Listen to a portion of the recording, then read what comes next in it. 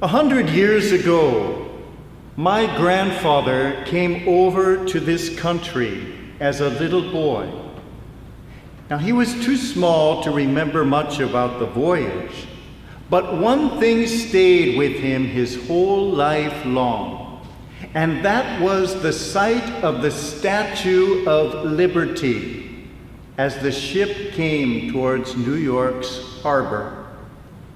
As he used to tell us, when I arrived, Miss Liberty was just a young lady. And indeed, she was. A gift from the people of France, the imposing statue was built by Gustave Eiffel, designer of the famous Eiffel Tower, and was dedicated in 1886. It has become the symbol of freedom and shelter and refuge. Miss Liberty's torch burns as a beacon of hope for frightened, desperate people seeking a home or fleeing for their lives. After a long, arduous journey with the travel companions of tears and broken hearts, the sight of this majestic torch gave birth to tears of joy and hearts finally bursting with something other than despair. So it was for my grandfather. So it was for his parents. So it has been for countless souls arriving in this land. Engraved on a bronze plaque at the magnificent Statue of Liberty, one can read some of the most poignant syllables ever penned.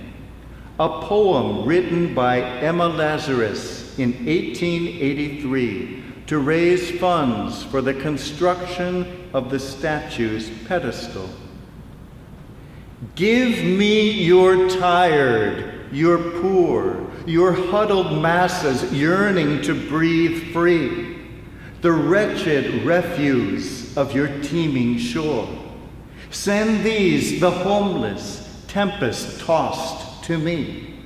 I lift my lamp beside the golden door. Whether we are refugees and immigrants ourselves, or whether we are descendants of those ancient refugees who arrived on the Mayflower many generations ago, all of us are tempest-tossed travelers on the turbulent voyage called life. All of us tired, no matter our youth, poor, no matter our economic status. Underneath our brave smiles, we have all experienced moments when we too were frightened, huddled masses, as wretched in our sorrow and fear as anyone can be. Yes, we too have felt the weight of the chains we are dragging through life, many of them of our own making, some few forged by other hands. We too have yearned to break free and breathe free. As human beings, we too know the terrible feeling of homelessness, even when at home. For we know in our very bones we were made for a higher home we have not yet attained. The sea of life, the storms of human existence have tossed and torn and bruised and broken us. And each of us, without exception, longs to glimpse that glorious lamp guiding to the God-given golden door. In times gone by, my grandfather, together with all the desperate, frightened arrivals at Ellis Island, saw that torch, that light, that beacon of hope held high in the hand of Miss Liberty, and no sight could have been sweeter. We who are struggling through other waters with no less desperation and no less fear have just as much need for such an island of refuge, for such a flame of hope, for such consoling words of welcoming embrace. In vain do we search our shore for an Ellis Island, for a bronze colossus, for a burning torch lighting the way. In vain do we listen for words of comfort, spoken or engraved. It is the wrong shore, we think, always the wrong shore.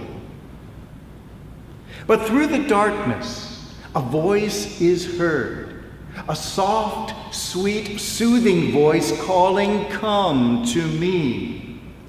And the invitation is a magnificent echo of the words found in New York's harbor. Or rather, the harbor's poem is the echo, and this the voice. "Come to me, all you who labor and are burdened." The words come now not from the pen of a poet who can praise the light, but from the lips of the Lord of light who gives life to the light. "Come to me, all you who labor and are burdened, and I will give you rest." Yes, give me your tired, your poor, your huddled masses. Send the homeless, tempest-tossed to me.